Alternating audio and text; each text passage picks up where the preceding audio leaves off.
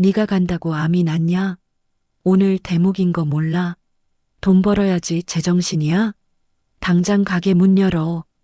수화기를 뚫고 나온 시어머니의 그 끔찍한 막말. 친정아빠가 위암 수술을 받고 생사를 오가는 그 순간에도 시어머니 머릿속엔 오로지 대목 장사와 돈뿐이었죠. 그 끔찍한 악다구니를 듣는 순간 저는 결심했습니다. 이 지옥 같은 착취의 굴레를 내 손으로 끝내버리겠다고요. 저는 곧바로 부동산에 전화를 걸었습니다. 사장님, 제 가게 지금 당장 넘길게요. 권리금 필요 없어요. 오늘 바로 팔아주세요. 저는 보란 듯이 웃으며 가게를 싹 팔아버렸고 그날 밤 시댁은 말 그대로 초상집이 되었는데요. 시작하기 전에 구독과 좋아요 꾹 눌러주세요. 여러분들 하루에 축복이 가득하길 기원합니다. 병원 복도 특유의 차가운 공기가 옷깃을 파고드는 것 같아 몸이 저절로 움츠러드는 날이었어요.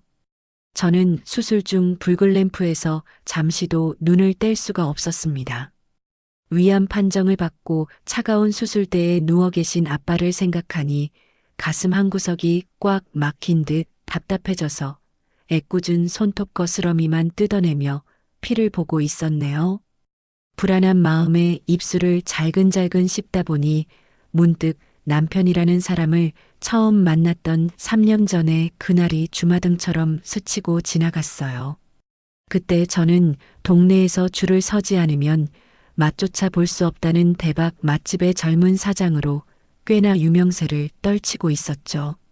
제 손맛 하나 믿고 시작한 장사였는데 가게 앞은 연일 손님들로 문전성시를 이뤘고 쉴 새 없이 돌아가는 테이블 회전율에 몸은 고대도 통장에 쌓이는 숫자를 보며 웃음 짓던 시절이었어요. 그 남자, 그러니까 지금의 제 남편은 당시 제 가게의 단골 손님을 자처하며 매일같이 찾아와 눈도장을 찍던 성실해 보이는 회사원이었습니다. 늦은 점심시간이면 어김없이 나타나 구석 자리에 앉아 제가 서빙하는 모습을 꿀이 뚝뚝 떨어지는 눈빛으로 쳐다보곤 했죠. 바쁜 점심시간이 지나고 브레이크 타임이 가까워지면 그는 슬그머니 계산대로 다가와 수줍게 캔커피 하나를 내밀곤 했어요. 사장님, 오늘도 고생 많으시네요. 이거 드시고 힘내세요. 그 따뜻한 말 한마디와 수줍은 미소에 일에 지쳐 메말라 있던 제 마음이 조금씩 흔들리기 시작했던 것 같아요.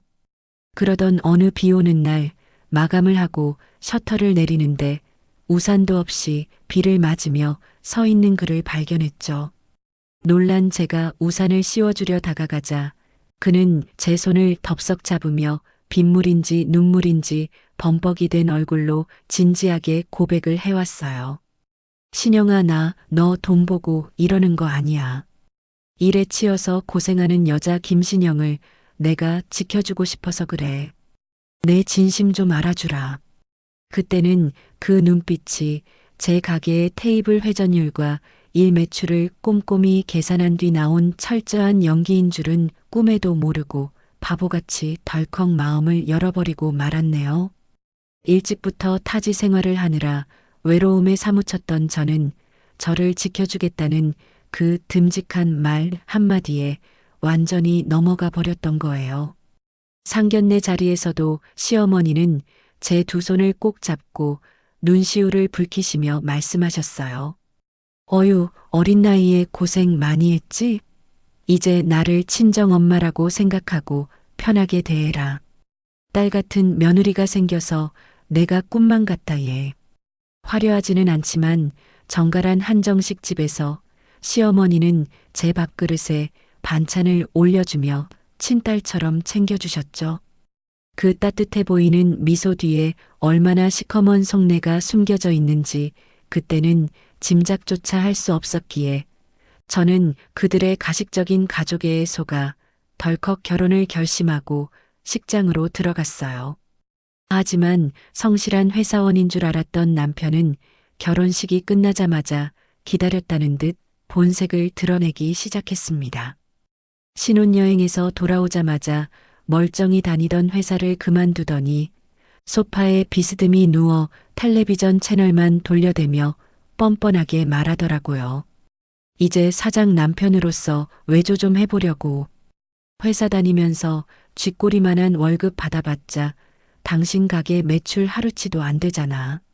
내가 너 편하게 해줄게. 이제 너는 요리에만 집중해. 바깥 일은 내가 다 알아서 할 테니까. 말이 좋아 외조지.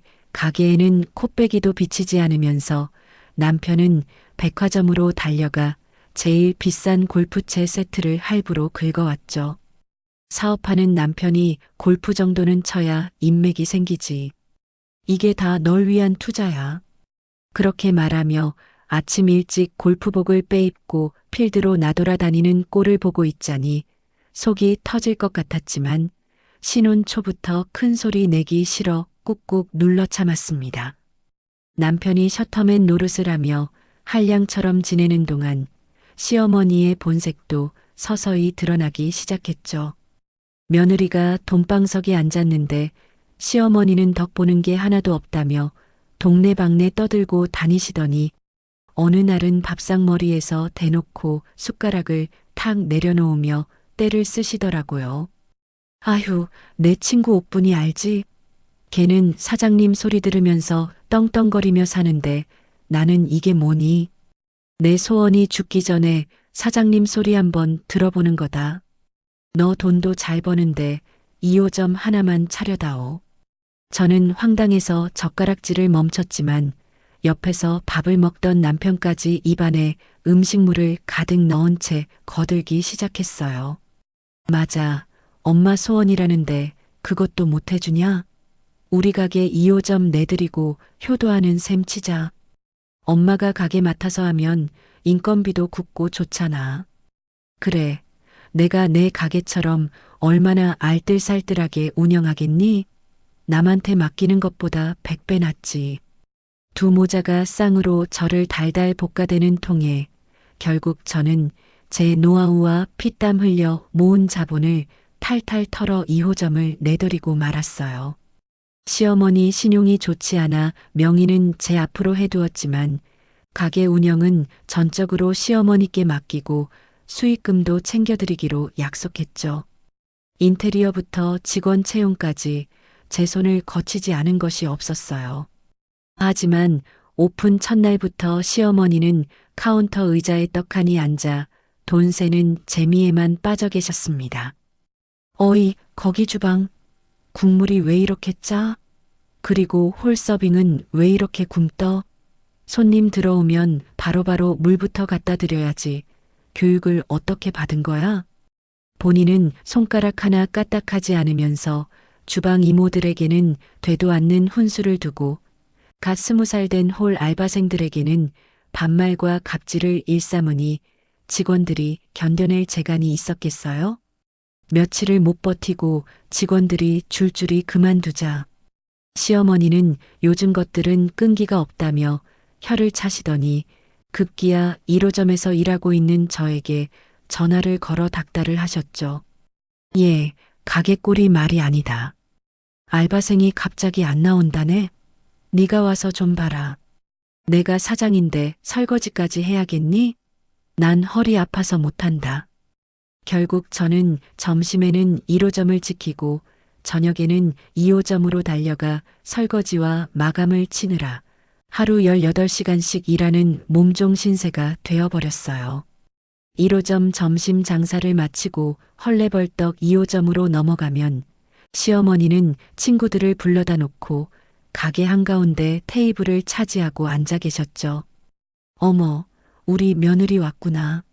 내 친구들이 나 부럽다고 안달이 났다. 친구들 앞에서 으스대는 시어머니의 모습에 속이 뒤집어졌지만 손님들이 보는 앞이라 억지 미소를 지으며 음식을 날라야 했어요. 1호점과 2호점을 오가며 쉴 새 없이 일하느라 손목 인대는 늘어나 너덜너덜해졌고 무릎에는 물이 차서 걸을 때마다 욱신거리는 통증이 밀려왔습니다. 남편에게 하소연해 봤지만 남편은 소파에 누워 모바일 게임만 하며 남의 일처럼 말하곤 했죠. 네가 사장인데 그 정도는 해야지. 엄마가 연세도 있으신데 좀 도와드려라. 그리고 2호점 잘 되면 다 우리 돈 되는 건데 뭘 그렇게 불만이야? 그 인간의 무심한 말 한마디가 몸의 고통보다 더 뼈아프게 가슴을 후벼 팠어요. 그래도 언젠가는 알아주겠지. 가족이니까 하며 미련하게 버텼던 제가 원망스럽기만 하네요. 사실 시어머니는 이름만 사장이지 실상은 가게에 기생하는 거머리나 다름없었어요. 2호점 관리는커녕 매출이 잘 나오는 날이면 현금 결제부는 포스기에 찍지도 않고 슬그머니 앞치마 주머니에 쑤셔 넣기 바쁘셨거든요. 제가 나중에 정산하다가 시제가 안 맞아서 CCTV를 돌려보면 시어머니가 지폐를 쏙쏙 빼돌려 본인 지갑으로 옮기는 장면이 한두 번 찍힌 게 아니었어요. 그렇게 야금야금 빼돌린 쌈짓돈으로 나이 차이가 20살은 좋게 나보이는 젊은 남자랑 팔짱을 끼고 백화점 명품관을 드나들며 데이트를 즐기셨죠. 그러면서도 저에 대한 감시는 얼마나 철두철미하셨는지 몰라요. 데이트를 하다가도 수시로 핸드폰 CCTV 어플을 켜서 제가 일하는 꼴을 감시하곤 하셨습니다. 제가 잠시라도 허리를 펴고 물 한 모금 마시려고 하면 귀신같이 전화를 걸어와서 잔소리를 퍼부으셨죠. 야, 너 지금 물 마실 때냐? 주방 바닥에 물기 흥건한 거 안 보여? 그러다 손님 미끄러지면 네가 책임질 거야? 위생관리가 그게 뭐니 쯧쯧. 핸드폰 너머로 들리는 그 목소리에 치가 떨렸지만 당장 밀려드는 주문을 처리하느라 대꾸할 힘조차 없어 네, 알겠습니다. 치울게요. 하고 전화를 끊어야 했어요. 갈등이 골물대로 골마 터지기 직전이었던 건 바로 2호점 순수익이 2천만 원을 찍었을 때였어요. 저는 그 돈으로 대출금도 갚고 직원들 보너스도 챙겨줄 생각에 들떠 있었는데 시어머니가 뻔뻔하게도 그 돈을 전액 본인 통장으로 이체하라고 요구하시더라고요. 이게 다 내가 카운터 지키고 손님 관리해서 번 돈이다. 내 덕분에 이만큼 번 거니까 2호점 수익은 당연히 다 내 거지. 어디 시애미공을 가로채려고 하니? 기가 막혀서 어머니, 재료비랑 월세, 관리비 다 제가 냈잖아요. 그리고 2호점 관리한 건 저예요. 라고 항변했더니 남편까지 합세해서 저를 몰아세우더군요. 야, 엄마 얼굴 보고 오는 손님도 많아. 쪼잔하게 굴지 말고 엄마 드려. 그 돈 없어도 우리 먹고 살잖아. 결국 저는 더러워서 피한다는 심정으로 수익금의 절반 이상을 시어머니께 떼어드려야 했어요. 돈도 돈이지만 제 노력과 희생을 당연한 것으로 여기고 빨대 꽂을 생각만 하는 그들의 태도에 정이 뚝 떨어지는 순간이었죠. 하지만 돈보다 더 사무치게 후회되는 건 바로 친정 부모님 문제예요. 가게가 대박이 나고 2호점까지 생기면서 저는 지난 1년 넘게 명절 당일조차 쉬어본 적이 없었어요. 추석에는 명절이 대목인데 어딜 가냐는 시어머니의 호통에 친정행을 포기했고 대목인데 문 닫으면 손해라는 남편의 계산 속에 밀려 부모님께 전화 한 통 드리는 게 고작이었거든요. 엄마가 신영아, 이번 설에는 내려오니? 아빠가 너 좋아하는 잡채 해놓고 기다리시는데. 하고 조심스럽게 물어오실 때마다 저는 엄마 미안, 가게가 너무 바빠서 이번에도 못 갈 것 같아. 다음에 꼭 갈게. 라는 말만 앵무새처럼 반복했어요. 수화기 너머로 들려오던 엄마의 긴 한숨 소리와 그래. 밥 잘 챙겨 먹고. 라고 힘없이 끊기던 그 목소리가 귓가에 맴돌아 가슴을 쥐어뜯고 싶네요. 그렇게 차일피일 미루는 사이에 아빠의 병세는 깊어지고 있었던 거예요.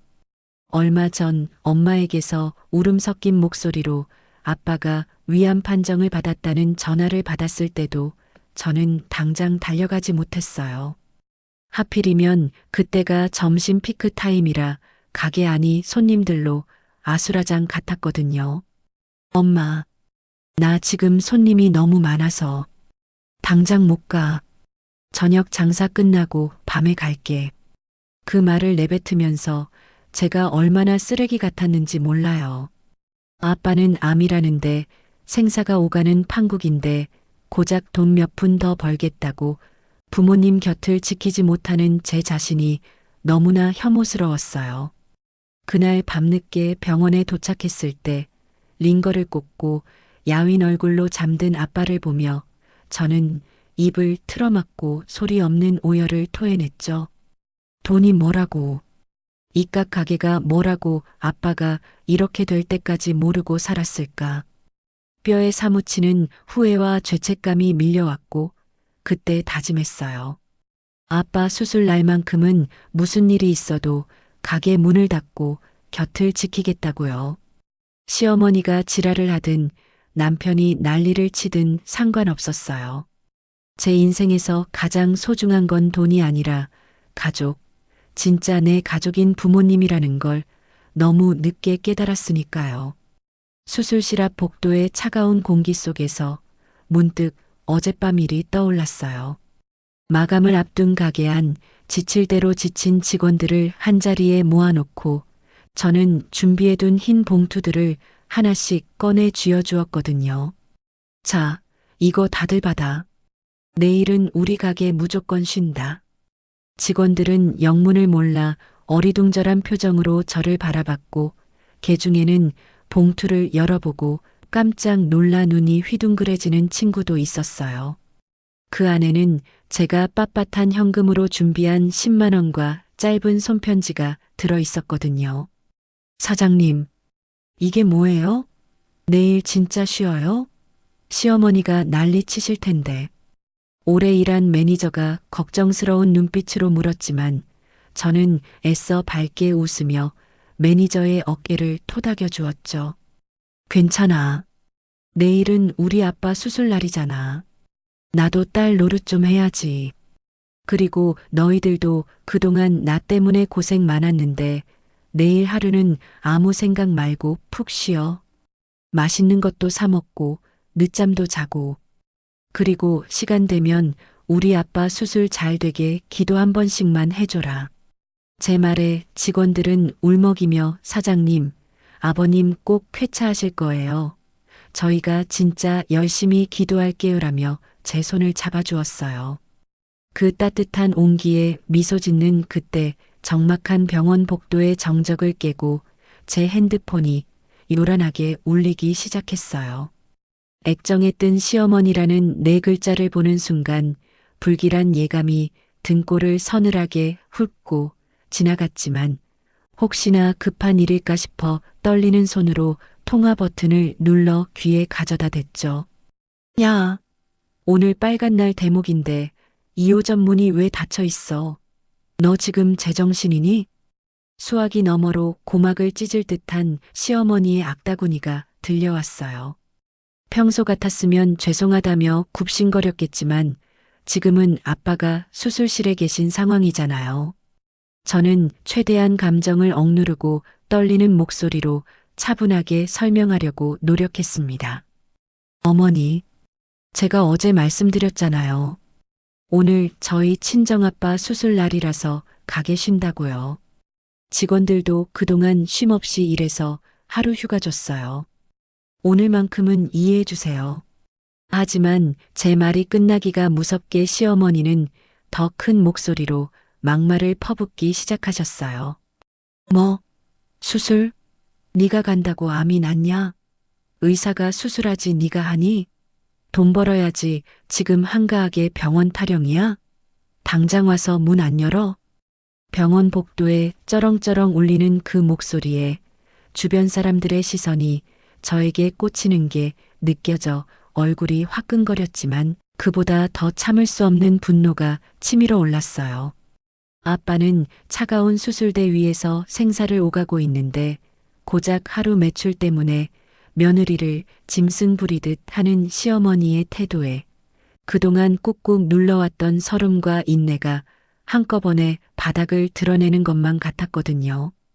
야, 정 1호점을 쉬어야겠으면 1호점만 닫으면 되지. 왜 멀쩡한 2호점까지 쉬고 난리냐? 내가 엄연히 사장인데 내 허락도 없이 감히 문을 닫아? 네가 아주 배가 불렀구나. 기가 차서 말문이 턱 막히더라고요. 명의도 제 것이고 수억 원에 달하는 보증금이며 인테리어 비용, 매일 새벽같이 공수하는 재료비까지 전부 제 주머니에서 나간 돈인데 시어머니는 사장 놀이에 너무 심취한 나머지 현실 파악이 전혀 안 되시는 것 같았죠. 본인은 땡전 한 푼 안 보태놓고 그저 카운터 의자에 앉아 돈만 세면서 이제는 진짜 본인이 그 가게의 주인이라고 철석같이 믿고 계신 모양이더라고요. 제 손은 여전히 떨리고 있었지만 그건 두려움 때문이 아니었어요.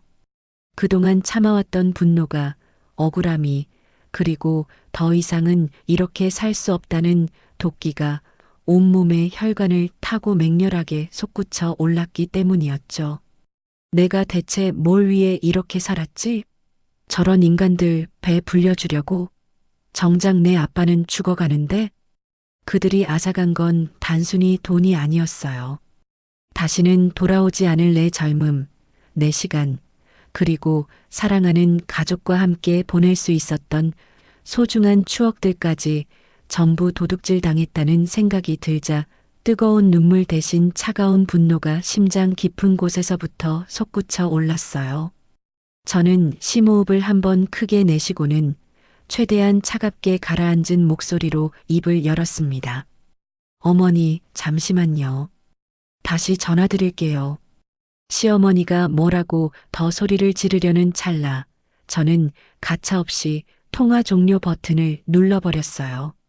손은 여전히 떨리고 있었지만 머릿속은 그 어느 때보다 맑고 투명해지는 기분이었죠.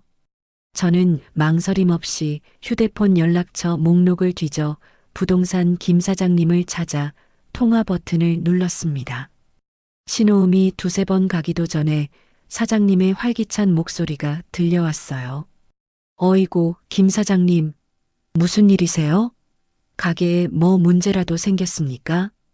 저는 침을 꼴깍 삼키고 단호하게 말했어요.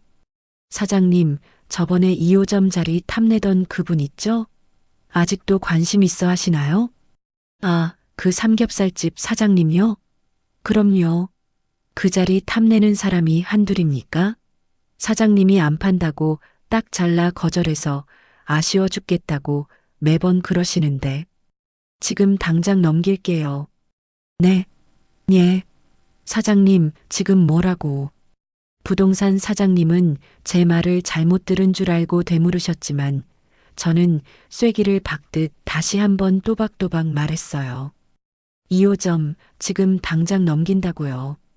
권리금은 필요 없어요. 시세보다 훨씬 싸게 드릴 테니까 대신 조건이 하나 있어요.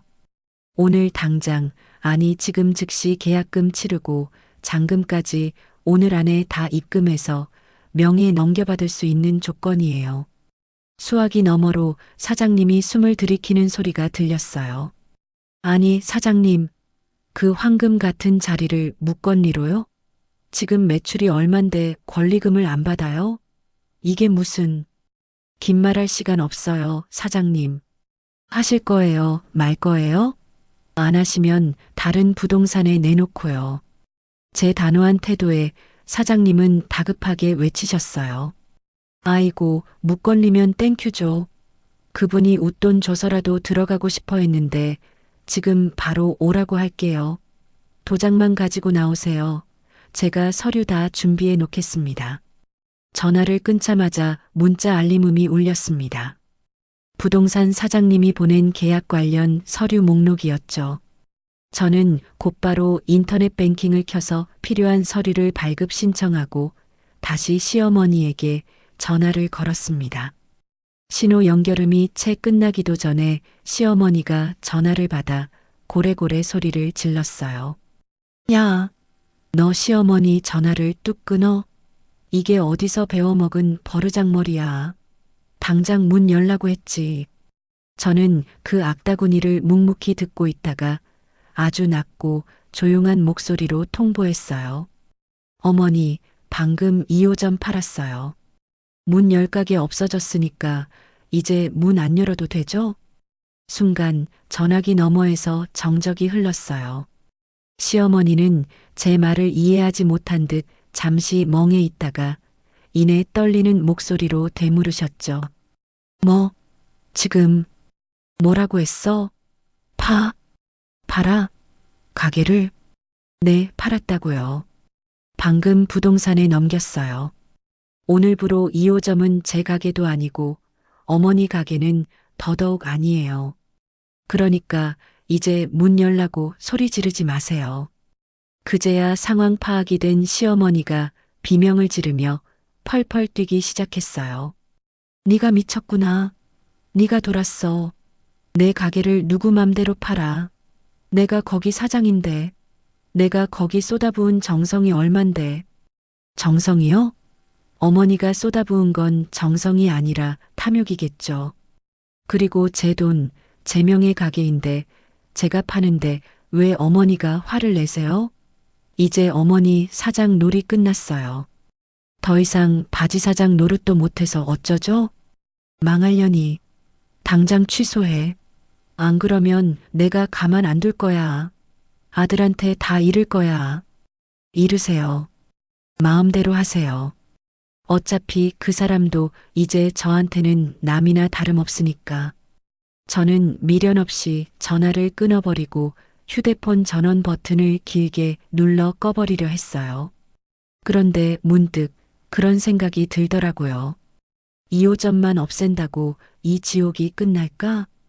어차피 1호점이 남아있으면 남편과 시어머니는 또다시 거머리처럼 달라붙을 게 뻔했어요. 2호점 황금거위가 없어졌으니 1호점 수익금이라도 더 뜯어가려고 혈안이 되어 달려들겠죠. 썩은 살을 도려내려면 뿌리까지 완전히 뽑아내야 새살이 돋는 법이니까요. 저는 다시 부동산 사장님께 문자를 보냈습니다. 손가락이 미세하게 떨렸지만 멈추지 않았어요. 사장님, 죄송한데 매물 하나 더 내놓겠습니다. 1호점도 같이 정리해 주세요. 조건은 동일합니다.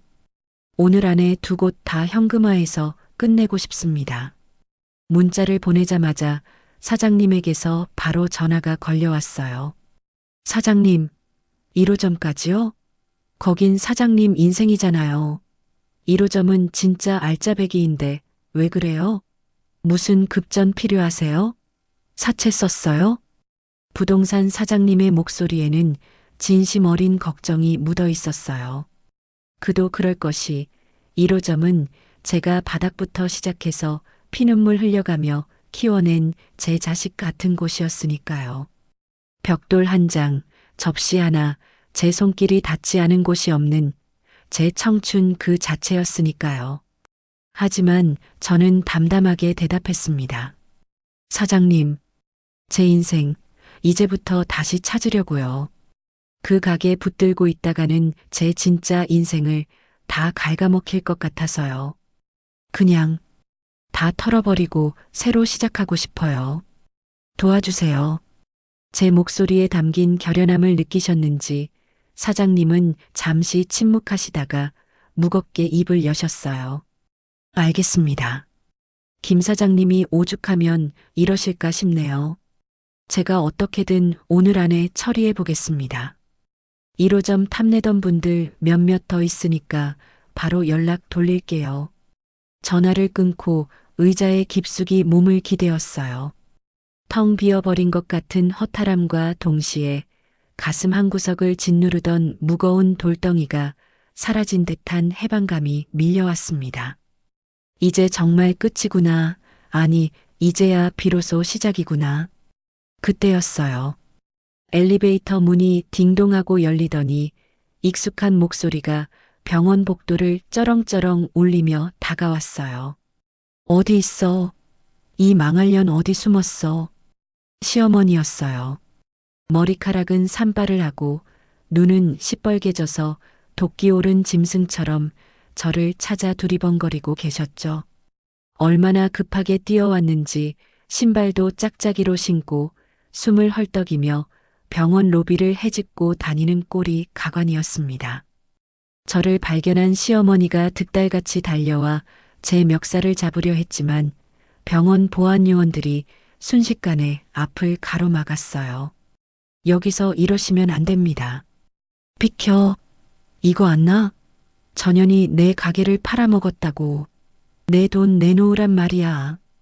보안 요원들의 팔에 붙들려 발버둥 치는 시어머니를 보며 저는 자리에서 천천히 일어났어요. 그리고 보안 요원 뒤에서 싸늘하게 식은 눈으로 시어머니를 내려다보았죠. 예전 같았으면 벌벌 떨었겠지만 지금 제 눈에 보이는 건 그저 욕심에 눈이 먼 추한 노파 한 명일 뿐이었어요. 어머니. 제 차가운 목소리에 시어머니가 씩씩대며 저를 노려보았어요. 너 인연. 네가 감히 내 가게를 팔아넘겨? 제정신이야? 저는 피식 헛웃음을 흘리며 말했어요. 어머니, 2호점만 내놨을 것 같으세요? 뭐? 1호점도 방금 넘겼어요. 계약금 입금된 거 확인했고요. 오늘 안으로 잔금까지 다 들어올 거예요. 시어머니의 눈이 튀어나올 듯 커졌어요. 입을 떡 벌리고 숨조차 제대로 쉬지 못하는 그 표정이란. 거짓말. 거짓말이지? 1호점이 어떤 가겐데? 네가 그걸 팔아? 아니요, 진짜예요. 이제 저한테 가게는 단 하나도 없어요. 가게가 없으니 돈 나올 구멍도 없겠죠? 이제 우린 빈털털이에요, 어머니. 그렇게 좋아하시던 사장님 소리, 이제 평생 못 듣게 되셨네요. 충격에 휩싸여 말을 잇지 못하는 시어머니를 향해 저는 마지막 확인 사살을 날렸어요. 아, 참. 2호점 권리금 포기하고 넘긴 거라 빚 정산하고 나면 남는 돈도 별로 없어요. 그러니까 기대하지 마세요. 이제 어머니 아들, 그 잘난 셔터맨이랑 둘이 알아서 먹고 사셔야 할 거예요. 시어머니는 제 입에서 나온 말이 도저히 믿기지 않는지 금붕어처럼 입을 뻐끔거리다가 이내 억 소리를 내며 뒷목을 잡고 그 자리에서 휘청거리셨어요. 드라마에서나 보던 너무나 자기적이고 과장된 기절 연기였죠. 하지만 안타깝게도 이곳은 드라마 세트장이 아니라 수많은 사람들이 오가는 병원 로비였고 시어머니를 받쳐줄 사람은 아무도 없었습니다. 바닥으로 털썩 주저앉는 폼이 꽤나 우스꽝스러웠지만 저는 눈 하나 깜짝하지 않고 그 광경을 차갑게 내려다봤어요. 보안 요원들이 다가와 양쪽 겨드랑이에 팔을 끼워 일으켜 세우자 질질 끌려나가던 시어머니는 그제야 사태 파악이 됐는지 돌변하시더라고요. 방금까지 저를 잡아먹을 듯 도끼 어린 눈으로 노려보던 모습은 온데간데 없고 세상에서 가장 불쌍한 표정을 지으며 제 바짓가랑이를 잡고 늘어지기 시작했어요. 아이고 아가야, 내가 잠깐 미쳤었나 보다. 응? 늙은이가 노망이 나서 헛소리한 거야. 한 번만 받아오. 그 가게가 어떤 가게인데 우리 며느리가 피땀 흘려 키운 내 목숨보다 소중한 가게를 어떻게 남한테 넘기니? 내가 잘못했다. 다시 가서 물으자. 응? 내가 부동산 사장님한테 가서 빌게. 제발. 바닥에 무릎을 꿇고 싹싹 비는 그 모습이 참으로 가소로웠어요. 평소에는 네가 감히 시어머니한테 말대꾸를 해? 라며 빳빳하게 고개를 쳐들던 분이 돈줄이 끊긴다는 생각에 자존심이고 체면이고 다 내팽개치는 꼴이라니. 그 비굴한 눈물 뒤에 숨겨진 탐욕을 제가 모를 줄 아셨나 보죠. 저는 차갑게 식은 눈으로 시어머니를 내려다보며 한마디 한마디 씹어뱉듯 쏘아붙였어요. 어머니, 지금 제 아빠는 수술실에서 생사를 넘나들고 계세요. 사람 목숨이 왔다 갔다 하는데 그깟 가게 판 게 대수예요? 그리고 착각하지 마세요. 어머니가 거기 사장인 줄 아세요? 어차피 아줌마는 제 돈으로 앉혀놓은 바지 사장이었잖아요. 주제 파악 좀 하세요. 뭐라? 아줌마, 너 지금 시애미한테 아줌마라고 했냐? 아무리 그래도 어른한테 말버릇이 그게 뭐니? 그럼 시어머니 대접받을 행동을 하셨어야죠. 며느리 친정아버지가 수술 받는데 와서 돈 내놓으라고 행패 부리는 게 어른이 할 짓이에요? 이제 남남인데 아줌마지. 그럼 뭐라고 불러드려요? 보안요원님, 이분 좀 끌어내 주세요. 제 서슬 퍼런 기세의 보안요원들은 시어머니를 질질 끌고 병원 밖으로 내쫓았고 로비에는 다시금 고요가 찾아왔습니다. 쫓겨나면서도 내 돈, 내 가게 라고 악을 쓰는 시어머니의 목소리가 복도 끝에서 희미해질 때쯤 수술실 문이 열리고 초록색 수술복을 입은 의사 선생님이 나오셨어요.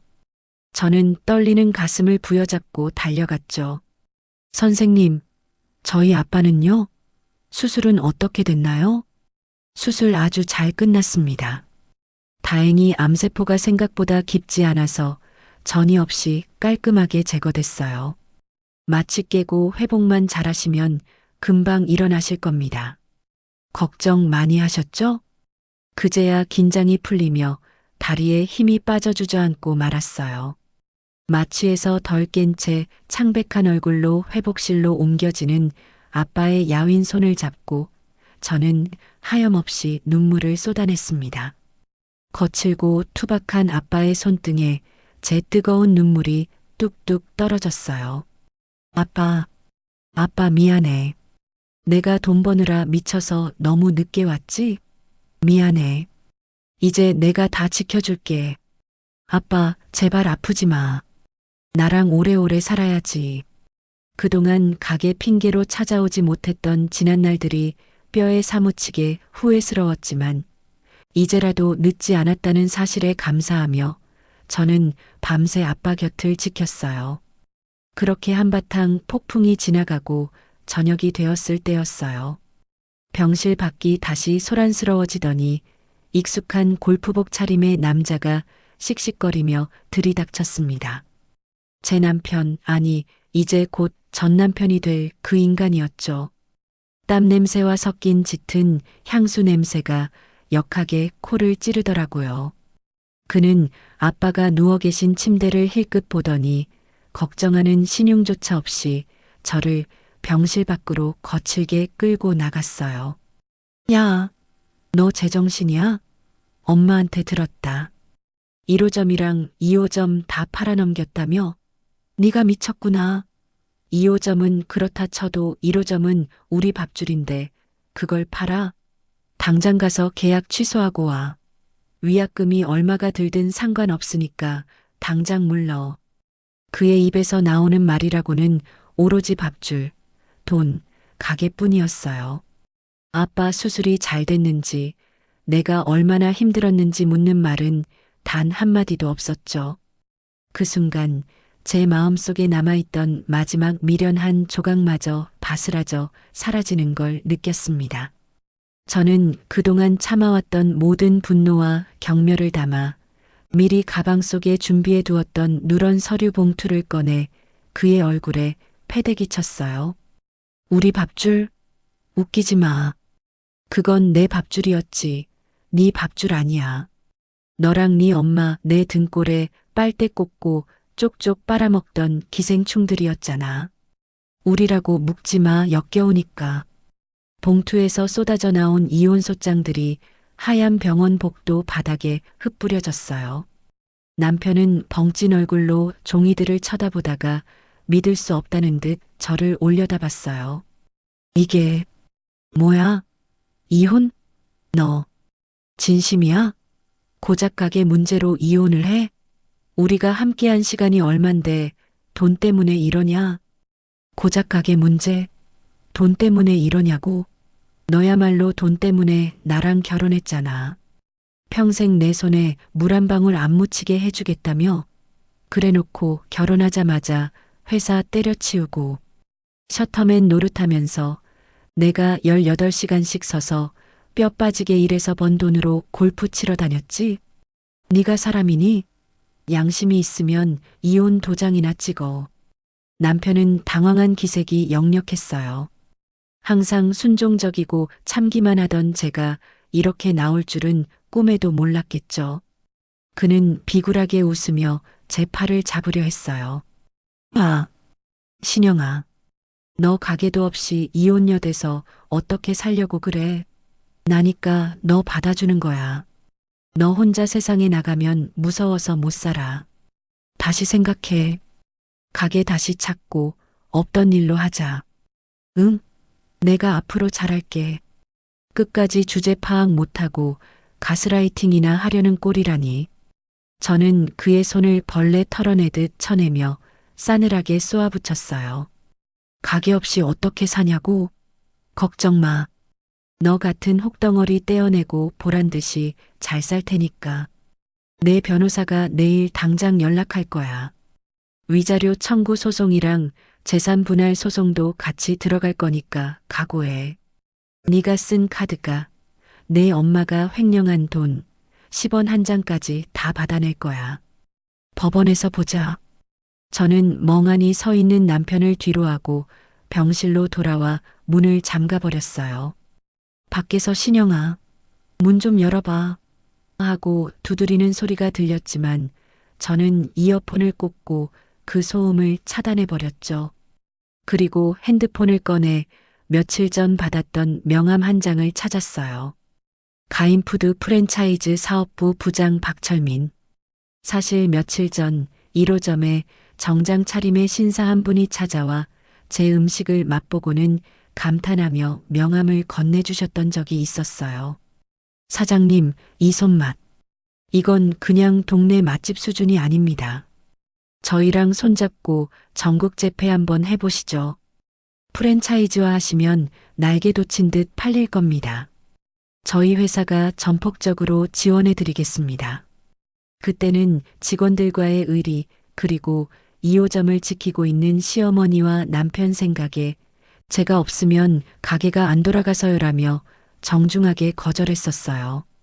하지만 이제는 저를 붙잡을 족쇄가 모두 사라졌잖아요. 오히려 홀가분했죠. 저는 떨리는 손으로 문자를 작성했어요. 부장님 김신영입니다. 지난번 제안 주신 건 긍정적으로 검토해 보고 싶습니다. 1, 2호점은 개인적인 사정으로 모두 정리했습니다. 이제 제 기술과 노하우 전부 귀사에 투자하고 싶습니다. 연락 기다리겠습니다. 전송 버튼을 누르자마자 마치 기다렸다는 듯 전화벨이 울렸어요. 부장님의 목소리는 상기되어 있었죠. 사장님, 연락 기다리고 있었습니다. 정말 잘 생각하셨습니다. 내일 당장 본사로 모셔도 될까요? 대표님께서 직접 뵙고 싶어 하십니다. 다음 날 저는 가장 단정하고 세련된 정장을 차려입고 프랜차이즈 본사 회의실에 앉았습니다. 대표님과 임원진들이 모두 모인 자리에서 저는 제가 개발한 레시피와 운영 노하우에 대해 브리핑을 했죠. 제 발표가 끝나자 박수가 터져 나왔고 대표님은 자리에서 일어나 제 손을 잡으며 파격적인 제안을 하셨어요. 김신영님, 아니 김 이사님. 저희와 함께 해주신다면 업계 최고 대우를 약속드립니다. 계약금 5억에 신규 브랜드 순수익의 50%를 배분해 드리겠습니다. 그리고 단순한 가맹점주가 아니라 저희 본사의 기술 고문 이사직을 맡아주십시오. 이사의 손맛을 전 세계에 알리고 싶습니다. 저희와 함께 역사를 써보시죠. 계약금 5억, 수익 배분 50%, 그리고 이사직. 시어머니와 남편에게 뜯기던 푼돈과는 차원이 다른 제 가치를 온전히 인정받는 순간이었어요. 저는 계약서에 서명을 하며 속으로 쾌재를 불렀어요. 봤니? 너희들이 무시하던 며느리, 밥 해주는 식모 취급하던 김신영이 어떤 사람인지 똑똑히 보여줄게. 너희는 이제 땅을 치고 후회하게 될 거야. 회의실을 나오는데 통창 너머로 보이는 서울 풍경이 오늘따라 유난히 눈부시게 빛나고 있었습니다. 이제 더 이상 누군가의 아내도 며느리도 아닌 온전한 나 자신으로서의 삶이 시작된 거예요. 핸드폰을 켜니 부재중 전화가 수십 통 찍혀 있었어요. 전 남편, 전 시어머니. 저는 미련 없이 그 번호들을 차단 목록에 추가하고 가벼운 발걸음으로 건물을 나섰어요. 이제부터 진짜 복수는 내가 보란 듯이 성공해서 행복하게 사는 거니까요. 제 앞길을 막던 장애물들은 다 사라졌고 오로지 성공이라는 탄탄대로만이 저를 기다리고 있었으니까요.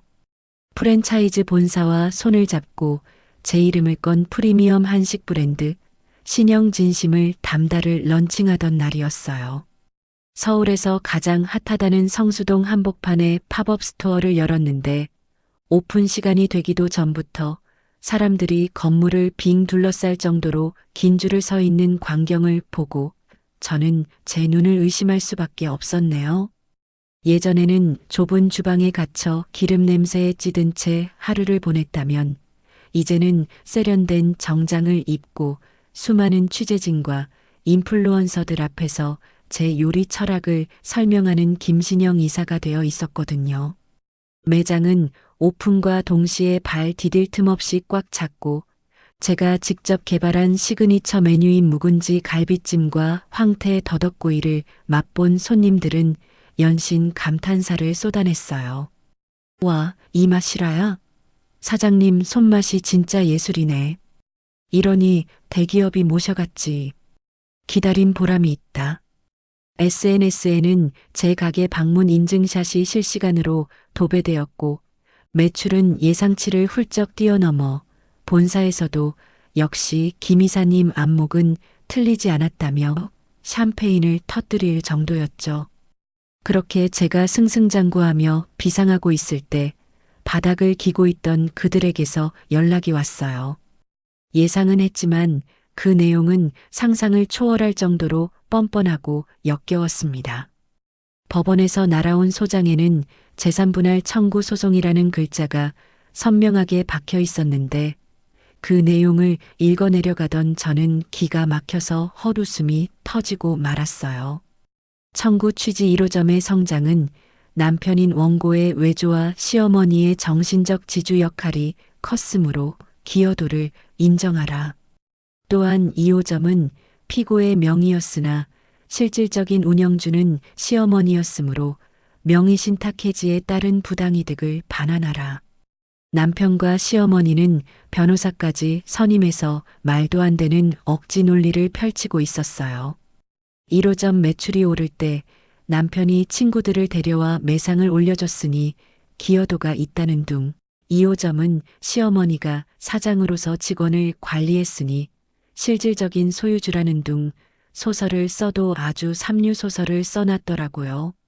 심지어 제가 향후 프랜차이즈 사업으로 벌어들일 수익의 절반까지 요구하며 협박을 해왔어요. 야, 김신영. 좋게 말할 때 합의해라. 우리가 네 밑거름이 되어줬으니까 네가 그렇게 성공한 거 아니냐? 배은망덕하게 혼자 다 먹으려고 해? 법정 가면 네가 불리해. 전화를 걸어온 남편은 마치 선심이라도 쓰는 척 거드름을 피웠지만 그 목소리 끝이 미세하게 떨리고 있다는 걸 저는 단번에 알아챌 수 있었죠. 저는 차분하게 변호사님과 미팅을 잡고 그동안 제가 모아두었던 자료들을 책상 위에 쏟아부었어요.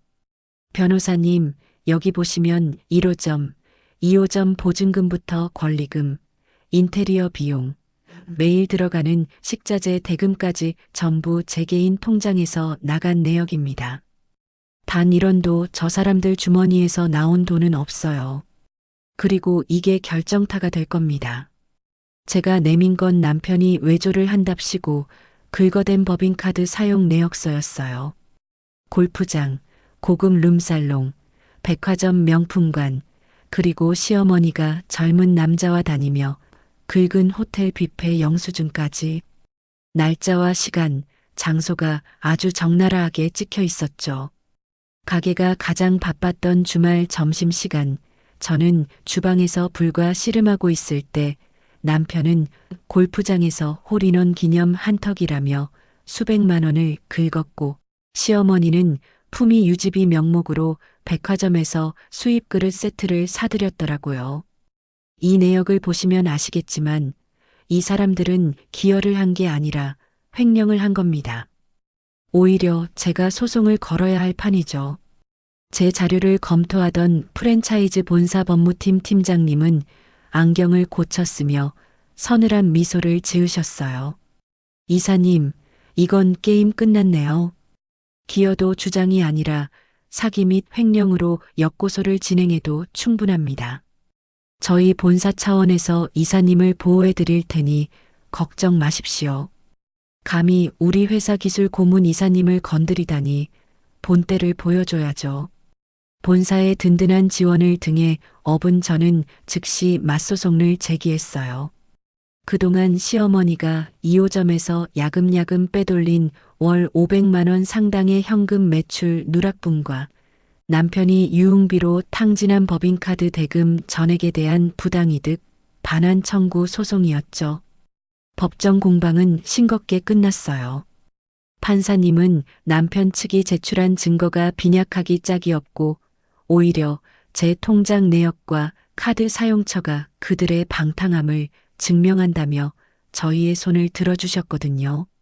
원고의 청구를 기각한다. 반대로 피고가 제기한 반환 청구는 대부분 인용한다. 원고와 원고의 모친은 피고에게 합계 3억 5천만 원을 지급하라.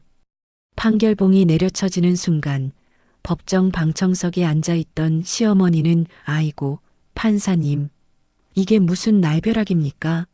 내가 억울해서 못 살아요. 하며 대성통곡을 했고 남편은 사색이 되어 변호사 멱살을 잡고 난동을 부리다 경위들에게 제지당해 끌려나갔습니다. 그 추한 꼴을 뒤로하고 법원을 나서는 제 발걸음은 구름 위를 걷는 듯 가벼웠네요.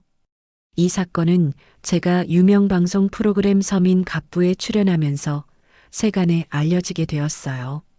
제작진은 역경을 딛고 일어선 CEO라는 주제로 제 이야기를 다루고 싶어 했고 저는 인터뷰에서 제 과거를 덤덤하게 털어놓았죠. 사실 저는 요리하는 기계나 다름없었어요. 가족이라는 이름으로 제 노동력을 착취하고 제가 번 돈을 당연하게 여기는 사람들 때문에 숨 쉴 구멍조차 없었거든요. 아빠가 수술 받으시는 날에도 가게 문을 열라며 소리 지르던 그 목소리가 아직도 귓가에 생생합니다. 방송에는 모자이크 처리가 되었지만 시어머니가 병원 로비에서 행패를 부리는 CCTV 영상과 남편의 유흥비 내역이 자료 화면으로 나갔어요. 방송이 나가자마자 시청자 게시판과 인터넷 커뮤니티는 그야말로 뒤집어졌죠. 저런 시댁 식구들이 사람 새끼냐? 천벌 받아야 한다. 사장님 진짜 고생 많으셨네요. 이제라도 성공하셔서 다행입니다. 돈줄 내러 가겠습니다. 남편이랑 시어머니 신상 털어서 사회 매장시켜야 함. 전 국민적인 공분이 일었고 응원의 댓글이 수천 개씩 달리기 시작했어요. 신형 브랜드는 착한 기업, 응원하고 싶은 브랜드로 이미지가 굳어지며 가맹 문의가 폭주했고 저는 명실상부한 성공한 여성 사업가로 자리매김하게 되었어요. 하지만 무엇보다 저를 행복하게 만든 건 친정 부모님의 변화였어요. 아빠는 수술 후 항암 치료도 잘 견뎌내시고 빠르게 건강을 회복하셨거든요. 제가 선물해드린 안마의자에 앉아 텔레비전에 나온 제 모습을 보시며 아빠는 어린아이처럼 기뻐하셨어요. 우리 딸, 이제야 그 지긋지긋한 기름때 벗고 대접받고 사네.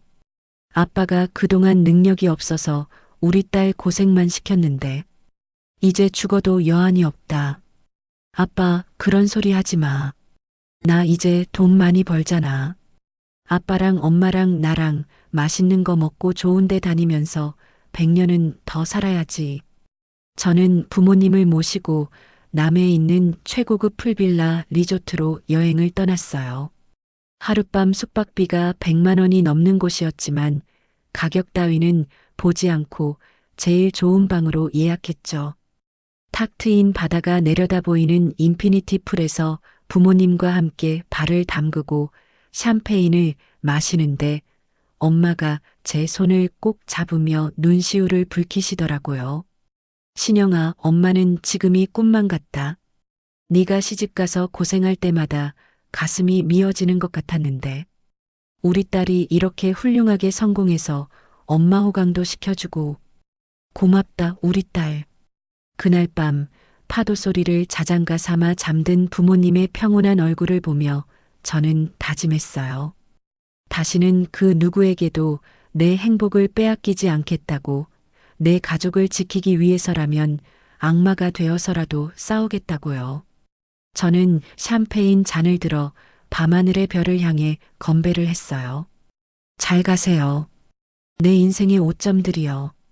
그리고 환영해. 나의 찬란한 미래야. 법적으로 남남이 되고 나서 들려오는 그들의 소식은 마치 막장 드라마의 한 장면처럼 기가 막히고 코가 막히는 이야기들의 연속이었어요. 알고 보니 시어머니라는 사람은 참으로 용의주도한 분이셨더라고요.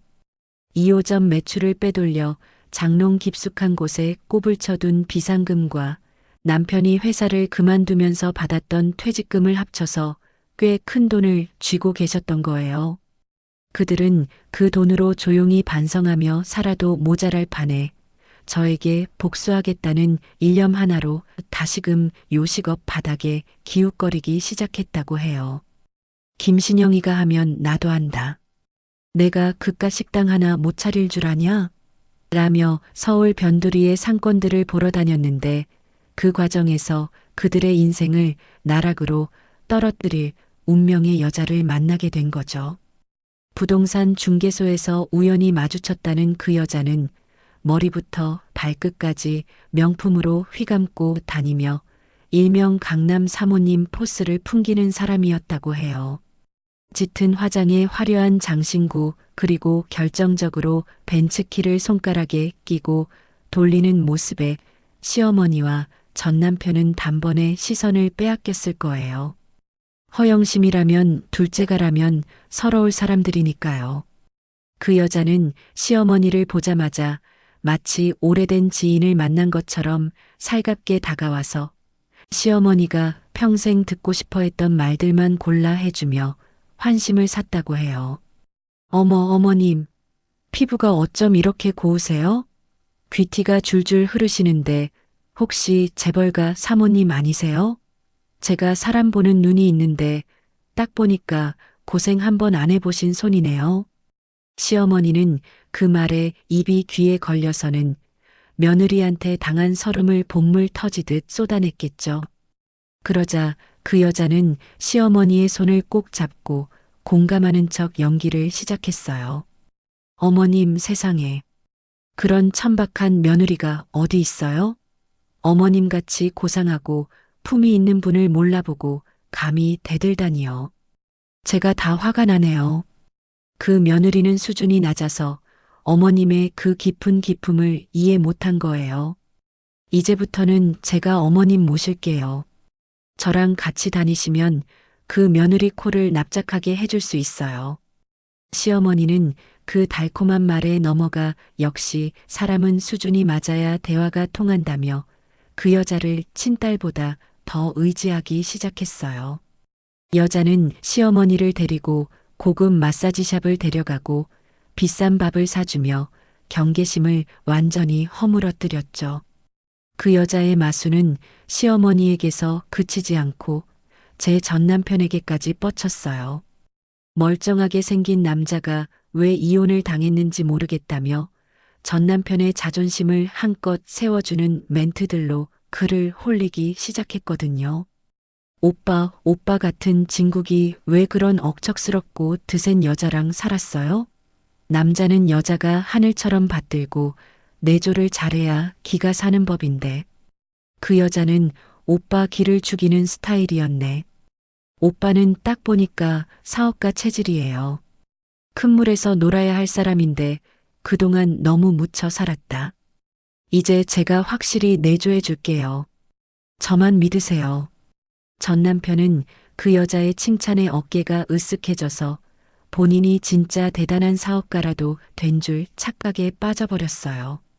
여자는 전 남편에게 명품 시계를 선물하며 본인이 추진하고 있는 프리미엄 한우 오마카세 사업 계획서를 슬쩍 내밀었대요. 오빠, 이거 대박 아이템인데 오빠한테만 특별히 보여주는 거예요.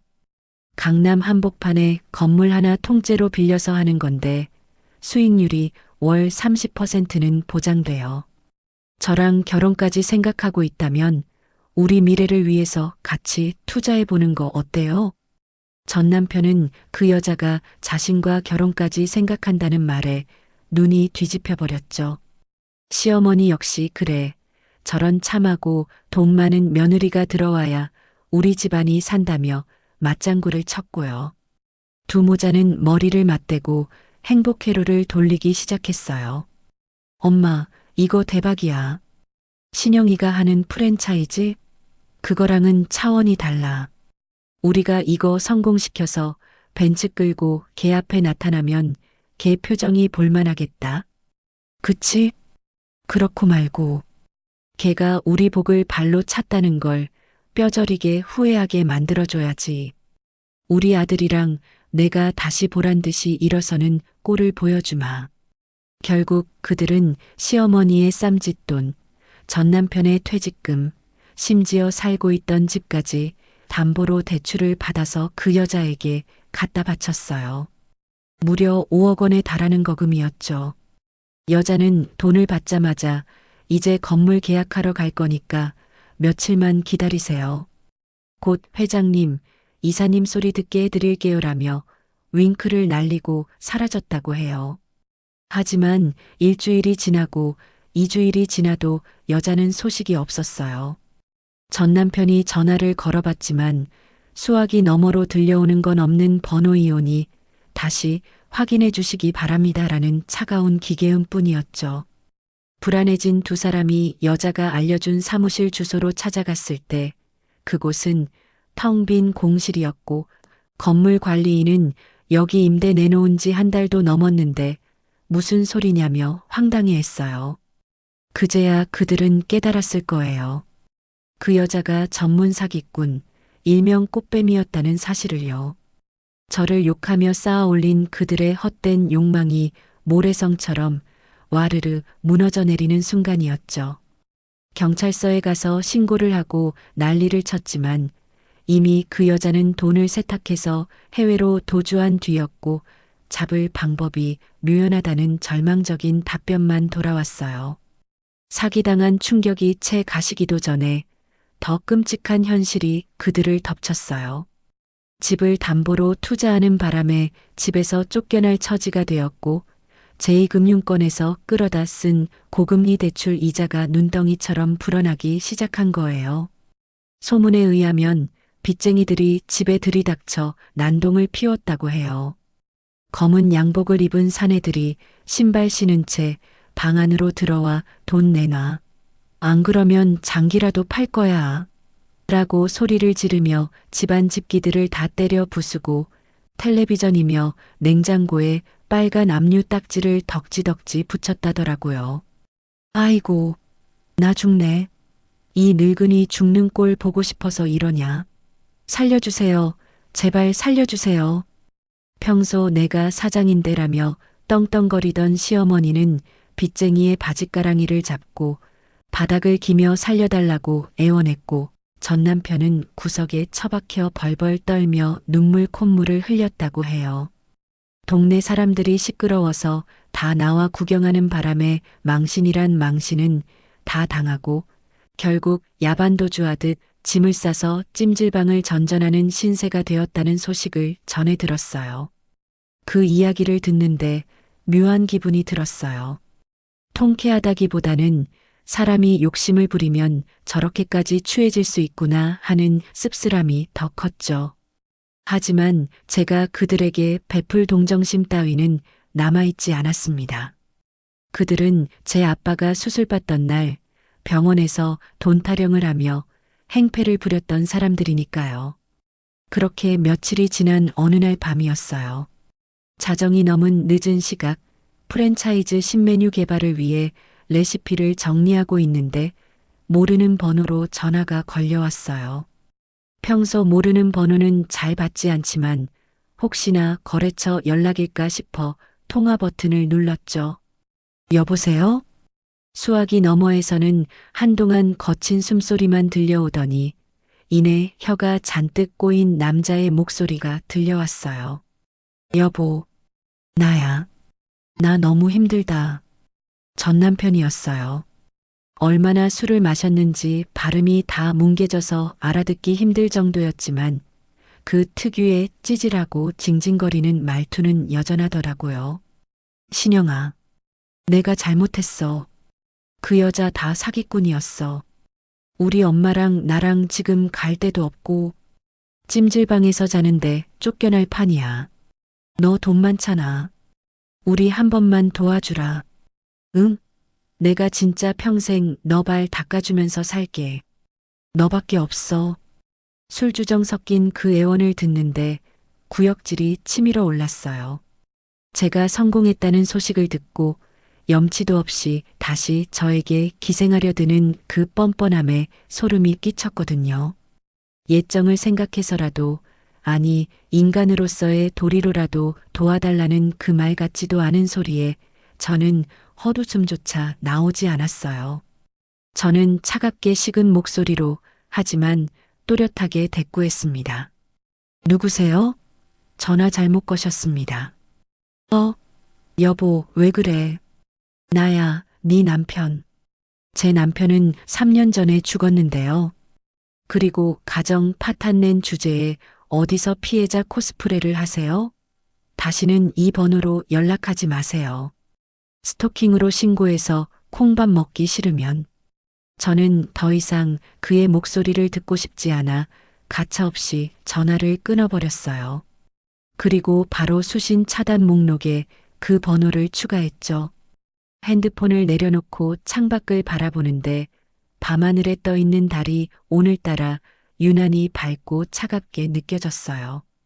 그들은 끝까지 저를 돈줄로만 봤던 거예요. 사랑도 가족에도 심지어 최소한의 예의도 없이 오로지 돈 냄새만 쫓는 하이에나들.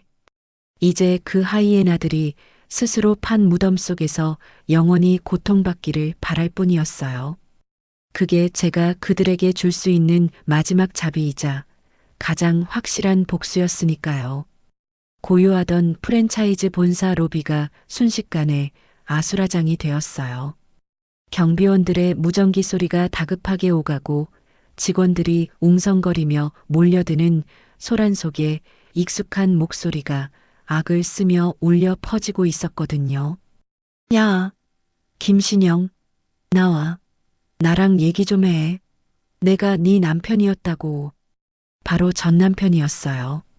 빚쟁이들에게 쫓겨 노숙자 꼴이 되었다더니 덥수룩한 수염에 꼬질꼬질한 옷차림을 하고 술 냄새를 풀풀 풍기며 제 회사 로비 바닥에 드러누워 떼를 쓰고 있더라고요. 한 번만 만나줘. 제발. 우리 엄마가 지금 길바닥에 나앉게 생겼어. 네가 사람이면 이러면 안 되지. 내가 너 얼마나 사랑했는데. 사랑? 그 입에서 사랑이라는 단어가 나오다니 지나가던 개가 웃을 일이었어요. 저는 엘리베이터에서 내리자마자 그 추태를 목격하고는 직원들에게 눈짓을 보냈어요. 그러자 건장한 보안 요원 2명이 순식간에 전 남편의 양팔을 뒤로 꺾어 제압했습니다. 아, 이거 안 나? 내가 누군 줄 알아? 여기 이사 남편이야. 나, 전 남편이죠. 그것도 위자료도 안 주고 도망 다니는 파렴치한 전 남편.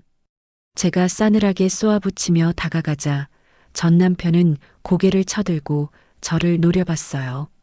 하지만 그 눈빛은 예전의 거만함이 아니라 벼랑 끝에 몰린 짐승의 비굴함과 두려움으로 가득 차 있었죠. 신영아, 여보, 내가 잘못했어. 진짜 딱 한 번만 도와주라. 우리 엄마 지금 찜질방에서도 쫓겨나서 갈 데가 없어. 네가 예정 생각해서라도. 예정? 당신이랑 나 사이에 정이라는 게 있었니? 착각하지 마. 당신은 나한테 빨대 꽂으려던 기생충이었고 나는 호구였을 뿐이야. 이제 그 빨대 내가 잘라버렸어. 저는 보안팀장님에게 단호하게 지시했어요. 팀장님, 이 사람 당장 끌어내세요. 그리고 경찰에 업무방해로 바로 신고해 주세요. 절대 봐주지 마시고요. 알겠습니다, 이사님. 끌어내. 전 남편은 신영아. 안 돼. 제발. 하며 발버둥을 쳤지만 보안 요원들의 힘을 당해낼 재간이 없었어요. 마치 도살장에 끌려가는 개처럼 질질 끌려나가면서도 끝까지 제 이름을 부르짖는 그 모습이 참으로 처량하고 혐오스러웠죠. 그 일이 있고 난 후 저는 변호사를 통해 법원에 접근금지 가처분 신청을 냈어요. 전 남편과 시어머니가 제 반경 100m 이내에 접근하거나 전화나 문자로 연락을 시도할 경우 즉시 경찰에 체포될 수 있도록 강력한 법적 조치를 취한 거죠. 판사님도 그들의 스토킹 행위와 횡포를 인정하여 신청을 받아들여 주셨고 이제 그들은 제 근처에 얼씬도 못하게 되었습니다. 그렇게 법적인 안전망까지 갖추고 나니 들려오는 소문들이 더 이상 두렵지 않고 그저 남의 이야기처럼 들리더라고요. 며칠 전에는 2호점이 있던 동네에서 장사하시는 사장님께 연락이 왔는데 글쎄 전 시어머니가 그 근처 길거리에서 붕어빵 장사를 하고 계신다는 거예요. 그 시모였던 분 리어카 끌고 나와서 붕어빵 굽고 계시더라고요. 옛날에는 밍크 코트 입고 다니시더니 지금은 다해진 패딩 입고 손 호호 불어가며 장사하시는데 꼴이 말이 아니에요. 지나가는 사람들이 붕어빵 탄 거 아니냐고 항의하니까 굽신거리고 그래요? 뭐 먹고는 살아야 하니까요. 안쓰럽지 않으세요? 그래도 한때 시어머니셨는데. 글쎄요. 인과응보죠. 남의 눈에 피눈물 흘리게 했으면 본인도 피눈물 흘려봐야 공평한 거 아니겠어요? 저는 동정심조차 안 드네요. 소식 알려주셔서 감사해요. 다음에 한번 봬요. 저는 담담하게 대답하고 전화를 끊었어요. 붕어빵을 팔든 구걸을 하든 그건 그들이 선택한 인생의 결과일 뿐 제가 관여할 바가 아니었으니까요. 오히려 제 마음을 꽉 채우고 있는 건 바로 우리 아빠였습니다. 오늘은 아빠의 위암 정기 검진 날이었거든요. 수술 후 6개월이 지났고 항암 치료도 무사히 마친 상태라 결과를 듣는 날이었죠. 병원 대기실에 앉아 있는데 심장이 튀어나올 것처럼 쿵쾅거렸어요. 아빠는 제 손을 꼭 잡고 괜찮아. 아빠는 우리 딸 얼굴만 봐도 다 나은 것 같다며 웃으셨지만 그 손이 미세하게 떨리고 있다는 걸 저는 느낄 수 있었어요. 김영수님, 진료실로 들어오세요. 간호사 선생님의 부름에 우리 가족은 서로의 손을 맞잡고 진료실로 들어갔어요. 의사 선생님은 모니터에 띄워진 CT 사진을 한참 동안 들여다보시더니 환하게 웃으며 말씀하셨어요. 축하드립니다. 암세포가 깨끗이 사라졌습니다. 전이 소견도 전혀 없고요. 완치 판정 내려도 되겠습니다. 정말 고생 많으셨습니다. 그 순간 진료실 안에 정적이 흘렀어요. 그리고 누가 먼저랄 것도 없이 우리 셋은 서로를 끌어안고 펑펑 울음을 터뜨렸어요. 아빠, 아빠, 살았다. 우리 아빠 살았다. 여보, 고생했어요. 진짜 고생했어요. 우리 딸 덕분이다. 우리 딸이 아빠 살린 거야. 고맙다, 신영아. 눈물 범벅이 된 얼굴로 아빠를 껴안으며 저는 그동안 가슴속에 맺혀있던 응어리가 씻겨 내려가는 듯한 기분을 느꼈어요. 돈도 성공도 다 좋지만 가족이 건강하게 제 곁에 있다는 것만큼 큰 행복은 없다는 걸 뼈저리게 느꼈거든요. 아빠, 이제 진짜 아프지 마. 나랑 엄마랑 맛있는 거 많이 먹으러 다니고 좋은데 여행도 다니면서 오래오래 행복하게 살자. 알았지? 병원을 나서는 발걸음은 날아갈 듯 가벼웠어요. 햇살이 눈부시게 쏟아지는 하늘을 올려다보며 저는 마음속으로 외쳤어요. 감사합니다. 정말 감사합니다. 그 행복한 기운 덕분인지 회사 일도 탄탄대로를 달리기 시작했어요. 제가 런칭한 한식 브랜드가 국내를 넘어 해외에서도 러브콜을 받게 된 거예요. 미국 뉴욕과 LA 그리고 동남아시아 여러 국가에서 가맹 문의가 쇄도했고 본사에서는 해외 진출을 위한 TF팀을 꾸려 저를 팀장으로 임명했어요. 이사님, 이번에 CNN이랑 인터뷰 잡힌 거 아시죠? 한식의 세계화를 이끄는 젊은 리더라는 타이틀로 나갈 겁니다. 준비 잘 부탁드립니다. 카메라 플래시가 터지는 기자회견장에서 저는 유창하지는 않지만 진심을 담아 인터뷰를 했어요. 한식은 단순히 음식이 아니라 정성입니다. 가족을 생각하는 마음, 따뜻한 밥 한 끼의 위로. 그 진심이 전 세계 사람들에게 닿았으면 좋겠습니다. 제가 겪은 시련들이 오히려 저를 더 단단하게 만들었고 그 경험이 제 요리의 깊이를 더해준 것 같습니다. 제 인터뷰 기사는 대서특필되었고 저는 명실상부한 K푸드의 아이콘으로 떠올랐어요. 그러자 예전 1호점과 2호점에서 저와 함께 고생했던 직원들이 하나둘씩 저를 찾아오기 시작했습니다. 사장님, 아니 이사님, 뉴스 보고 연락드렸어요. 진짜 멋지세요. 그때 사장님 떠나고 가게 바로 망했잖아요. 시어머니가 돈 욕심에 재료 싼 거 쓰고 직원들 자르고 하더니 손님들 다 떨어져 나가고 파리만 날리다가 결국 문 닫았어요. 역시 사장님 손맛이랑 정성이 없으니까 안 되더라고요. 직원들의 증언에 저는 씁쓸한 미소를 지으면서도 한편으로는 제 빈자리가 컸다는 사실에 묘한 자부심을 느꼈어요. 저는 그들을 그냥 돌려보내지 않았어요. 너희들, 나랑 다시 일해볼래? 이번엔 내가 본사 직영점 매니저로 채용할게. 월급도 예전보다 훨씬 많이 줄 거고 복지도 최고로 대우해 줄게. 내 식구들인데 내가 챙겨야지. 이사님, 진짜요? 저희 진짜 뼈를 묻겠습니다. 감사합니다. 직원들은 감격의 눈물을 흘리며 제 품에 안겼고 저는 그들과 함께 다시 한번 파이팅을 외쳤어요. 네 사람을 챙기고 함께 성장하는 기쁨. 이것이 진짜 성공이라는 생각이 들었죠. 그렇게 번 돈으로 저는 가장 먼저 제 명의로 된 5층짜리 꼬마 빌딩을 매입했어요. 그리고 1층에 부모님을 위한 작고 예쁜 카페를 차려드렸죠. 엄마, 아빠, 여기는 두 분 놀이터야. 돈 벌 생각하지 말고 그냥 오셔서 친구분들도 만나고 커피도 드시면서 편하게 쉬세요. 제가 다 해드릴게요.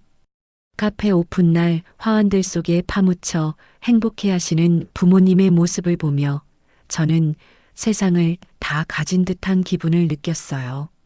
아빠는 앞치마를 두르고 서툰 솜씨로 커피를 내리시며 허허, 내가 이 나이에 사장 소리를 듣네라며 좋아하셨고 엄마는 손님들에게 우리 딸이 해준 가게예요라며 자랑하기 바쁘셨죠.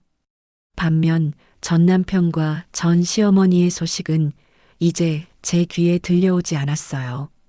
가끔 뉴스 사회면에서 투자 사기 피해자들의 눈물, 노년층 빈곤 문제 같은 기사를 볼 때마다 혹시나 하고 스쳐 지나갈 뿐 그들은 이제 제 인생이라는 책에 찢어진 페이지처럼 완전히 지워져 버렸거든요. 그들은 과거의 어둠 속에 남겨두고 저는 빛나는 미래를 향해 뚜벅뚜벅 걸어갈 거예요. 제 곁에는 사랑하는 부모님과 저를 믿고 따르는 직원들, 그리고 무엇보다 단단해진 나 자신이 있으니까요. 어느덧 시간이 흘러 저는 단순히 주방에서 칼질을 하고 불 앞에서 씨름하던 요리사가 아닌 대한민국을 대표하는 F&B 기업의 대표가 되었습니다. 제 이름을 건 밀키트는 출시하는 족족 매진 행렬을 기록하고 해외 10개국의 지사를 둔 글로벌 기업의 수장이 되어 눈코 뜰 새 없이 바쁜 나날을 보내고 있죠. 매일 아침 눈을 뜨면 수십 개의 결제 서류와 미팅 스케줄이 저를 기다리고 있지만 저는 단 한 번도 힘들다는 생각을 해본 적이 없어요. 오히려 제 능력을 마음껏 펼칠 수 있는 이 치열한 전장이 과거 시댁이라는 감옥에 갇혀 숨죽여 살던 시절보다 100배, 1000배 더 활기차고 행복하거든요. 예전에는 남편과 시어머니의 눈치를 보느라 죄인처럼 살았다면 지금은 수많은 직원들의 생계를 책임지는 리더로서 당당하게 어깨를 펴고 살아가고 있으니까요. 아무리 바빠도 제가 절대 어기지 않는 철칙이 하나 있어요. 바로 주말에는 무조건 핸드폰을 꺼두고 부모님과 온전히 시간을 보내는 거예요. 지난주에는 부모님을 모시고 제가 직접 운전해서 강원도 속초로 드라이브를 다녀왔습니다. 탁 트인 바다를 보며 회 한 접시에 소주 한 잔을 기울이는데 아빠가 제 손을 꼭 잡고 말씀하시더라고요. 우리 딸, 이제야 얼굴이 좀 폈네. 옛날에는 웃어도 우는 것 같더니 요즘은 진짜 행복해 보여서 아빠가 너무 좋다. 그 투박한 손에 온기가 전해져 와서 울컥했지만 저는 씩씩하게 웃으며 대답했어요. 당연하지, 아빠. 나 이제 김 대표잖아. 아빠 딸 이렇게 잘 나갔는데 이제부터는 효도받을 일만 남았어. 그러니까 건강하기만 해, 알았지? 엄마의 호탕한 웃음소리가 파도소리와 섞여 귓가를 간지럽히는데 문득 행복이란 게 별거 아니구나 싶더라고요. 사랑하는 사람들과 맛있는 걸 먹고 서로의 눈을 바라보며 웃을 수 있는 이 평범한 일상이 얼마나 소중한지 뼈저리게 느끼는 요즘이에요. 과거의 아픔은 저를 무너뜨린 게 아니라 오히려 더 단단한 다이아몬드로 만들어 주었어요. 사람을 보는 눈도 훨씬 깊어졌죠. 예전에는 달콤한 말이나 겉모습에 쉽게 속아 넘어갔다면 이제는 그 사람의 행동과 진심을 꿰뚫어 보는 통찰력이 생겼거든요. 그래서인지 비즈니스 파트너를 고를 때나 직원을 채용할 때도 실패하는 법이 거의 없습니다. 며칠 전 외근을 나갔다가 우연히 길 건너편에서 낯익은 실루엣을 발견했어요. 찬바람이 쌩쌩 부는 길모퉁이 다 찌그러진 붕어빵 리어카 앞에서 패딩 모자를 눌러쓰고 몸을 잔뜩 웅크린 채 붕어빵을 굽고 있는 노파. 설마 하며 자세히 들여다보니 세상에 시어머니였어요. 한때는 제 카드로 백화점 명품관을 제 집 드나들 듯하고 손에 물 한 방울 묻히는 걸 질색하던 그분이 지금은 검댕이 묻은 목장갑을 끼고 덜덜 떨며 붕어빵을 뒤집고 계시더라고요. 마침 지나가던 손님이 붕어빵을 한 입 베어 물더니 인상을 찌푸리며 항의를 하더군요. 아줌마, 여기 팥이 왜 이렇게 적어요? 밀가루 맛밖에 안 나잖아. 돈 아까워서 진짜. 예전 같았으면 싫으면 먹지 마. 라고 소리쳤을 시어머니가 지금은 허리를 90도로 굽히며 비굴하게 변명하고 있었어요. 죄송합니다, 손님. 요새 팥값이 너무 올라서 재료비가 감당이 안 돼서 그래요. 하나 더 드릴까요? 죄송합니다. 그 오만방자하던 기세는 온데간데 없고 초라하다 못해 처참해 보이는 붕어빵 리어카만이 덩그러니 놓여 있었죠. 뒷좌석 창문을 내리고 무심코 밖을 내다보다가 시어머니와 눈이 딱 마주치고 말았어요. 순간 시어머니의 눈이 동그랗게 커지더니 쏘스라치게 놀라며 붕어빵 틀 뒤로 황급히 몸을 숨기시더라고요. 제 화려한 모습과 본인의 비참한 꼴이 비교되는 게 죽기보다 싫으셨겠죠. 덜덜 떨리는 손으로 패딩 모자를 더 깊게 눌렀으며 저를 피하려는 그 모습을 보는데 솔직히 말해서 묘한 기분이 들었습니다. 통쾌함? 연민? 아니요, 그냥 무였어요. 아무런 감정도 들지 않더라고요. 기사님, 신호 바뀌었어요. 출발해 주세요. 저는 굳이 차에서 내려가는 채를 하거나 붕어빵을 사주며 적선을 하지 않았어요. 당당하게 창문을 올리고 제 갈 길을 갔죠. 그게 저에게는 최고의 복수이자 그분에 대한 마지막 예우라고 생각했거든요. 과거에 얽매여 감정 소모를 하는 대신 제 빛나는 현재와 미래에 집중하는 것. 그것이 진정한 승리니까요. 차창 밖으로 멀어지는 시어머니의 굽은 등을 보며 생각했어요. 인과응보라는 게 정말 있구나. 남의 눈에 눈물 흘리게 하면 본인 눈에는 피눈물이 나는 법이지.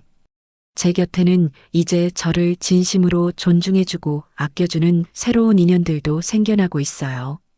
일적으로 만난 벤처 사업가분과 조심스럽게 좋은 감정을 키워가는 중이거든요. 그 사람은 제가 일하는 모습을 가장 아름답게 봐주고 제 성공을 본인의 일처럼 기뻐해주는 사람입니다. 신영 씨는 요리할 때 눈빛이 달라요. 그 열정이 너무 멋있습니다. 제가 많이 배우게 되네요. 그 따뜻한 말 한마디가 여자가 깃에서 어디다 쓰냐며 깎아내리던 전 남편의 막말들과 비교되어 제 마음을 녹여주더라고요. 아직 결혼을 생각하기엔 이르지만 서로에게 긍정적인 에너지를 주고받는 이 건강한 관계가 참 감사하게 느껴져요. 집에 돌아오면 부모님이 현관까지 마중 나와 반겨주십니다. 아빠는 우리 딸이 해준 밥이 세상에서 제일 맛있다며 제가 끓여드린 된장찌개 하나에도 행복해 하시고 엄마는 우리 사위 될 사람, 이번 주말에 밥 한번 먹자고 해라며 벌써부터 김칫국을 마시며 웃음꽃을 피우시죠. 그 웃음소리가 끊이지 않는 집안 풍경을 볼 때마다 제가 그 모진 세월을 견뎌내고 이 자리에 선 이유를 다시금 확인하게 돼요. 저는 요즘 새로운 목표가 생겼어요. 과거의 저처럼 가족이라는 이름으로 희생을 강요당하고 착취당하며 고통받는 사람들을 위한 재단을 설립하는 거예요. 경제적인 자립을 돕고 법률적인 지원을 해주며 그들이 다시 세상 밖으로 당당하게 나올 수 있도록 돕고 싶어요. 그래서 저는 강연을 나갈 때마다 청중들에게, 특히 결혼을 앞둔 여성분들에게 꼭 이 말을 전하곤 하는데요. 여러분, 결혼 전에 달콤한 말에 속지 마세요. 손에 물 한 방울 안 묻히게 해주겠다. 내가 다 책임지겠다는 말보다 중요한 건 그 사람의 행동과 책임감입니다. 그리고 무엇보다 명심하세요. 희생은 당연한 게 아닙니다. 사랑하니까 희생해야 한다는 건 가스라이팅이에요. 나 자신이 행복하지 않은데 어떻게 가족이 행복할 수 있겠어요? 제 경험에서 우러나온 피 맺힌 조언에 많은 분들이 눈물을 흘리며 공감해 주시더라고요. 그분들의 눈물을 보며 저는 다시 한번 다짐합니다. 착한 며느리 김신영은 죽었다. 이제 나는 행복한 나 김신영으로 산다. 이것이 제 인생의 새로운 모토이자 앞으로 제가 살아갈 방향이에요. 남들이 뭐라 하든 시댁이 어쩌고 저쩌고 하든 이제는 제 감정과 제 행복을 최우선으로 둘 거예요. 그래야만 제 곁에 있는 진짜 소중한 사람들을 지킬 수 있다는 걸 깨달았으니까요. 지금 이 방송을 듣고 계신 여러분 중에도 혹시 가족이라는 굴레에 갇혀 숨막히는 하루하루를 보내고 계신 분이 있나요?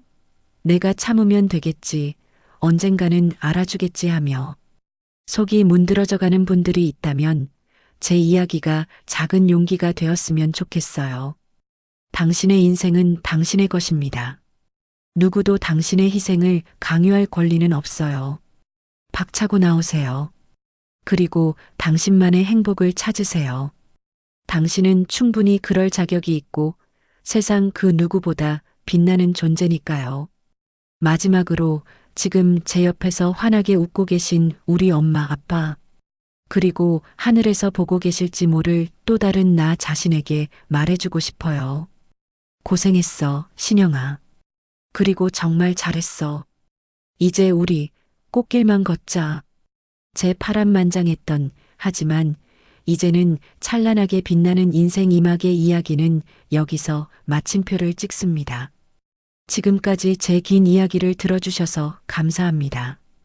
여러분의 삶에도 언제나 따뜻한 햇살과 맛있는 밥 한 끼의 위로가 함께하기를 진심으로 바랍니다. 안녕히 계세요. 네, 이야기는 이렇게 해피엔딩으로 마무리되었네요. 정말 다행입니다. 가족이라는 이름 뒤에 숨어 희생을 강요하고 착취했던 시댁 식구들. 결국 인과응보라는 말이 딱 들어맞는 비참한 최후를 맞이했죠. 반면 주인공 신영님은 뼈를 깎는 고통 속에서도 스스로의 힘으로 당당하게 일어서서 이제는 누구보다 빛나는 CEO가 되셨습니다. 특히 마지막 장면, 길거리에서 붕어빵을 파는 전 시어머니를 마주쳤을 때 굳이 아는 체 하지 않고 쿨하게 지나치시는 모습. 야, 정말 사이다가 따로 없지 않나요? 진정한 복수는 내가 보란 듯이 성공해서 행복하게 사는 거라는 말. 오늘 신영님의 사연을 통해 뼈저리게 느꼈습니다. 혹시 지금 이 순간에도 가족이나 주변 사람들에게 상처받고 힘들어하는 분들이 계신다면 신영님의 이야기가 작은 용기와 희망이 되었으면 좋겠습니다. 여러분의 인생은 그 누구의 것도 아닌 바로 여러분 자신만의 것이니까요. 부디 나를 가장 먼저 사랑하고 아껴주세요. 그러면 언젠가 신영님처럼 환하게 웃을 날이 반드시 올 겁니다. 신영님, 앞으로 펼쳐질 찬란한 인생이마 저희도 진심으로 응원하겠습니다. 부모님과 함께 오래오래 건강하고 행복하시길 바랄게요. 신영님께 응원의 댓글을 남겨주세요. 큰 위로가 돼줄 거예요. 오늘도 끝까지 함께 해주셔서 감사합니다.